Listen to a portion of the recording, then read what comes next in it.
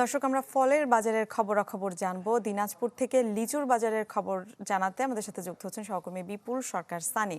বিপুল, বাজারে লিচুর সরবরাহ দরদাম কেমন দেখছেন জানাবেন। ডিজাইন, এলিগেন্স, বিউটি, সেরা পণ্য সবার জন্য জেভিকো।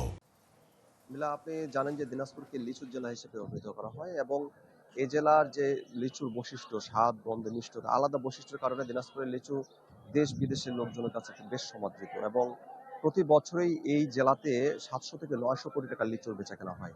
ইতিমধ্যে লিচুর বাজার জমে উঠেছে এবং আমার পিছনে যে বাজারটি রয়েছে এই বাজারটিতে প্রতিদিনে কিন্তু কয়েক কোটি টাকার এখানে বেচা কেনা হচ্ছে।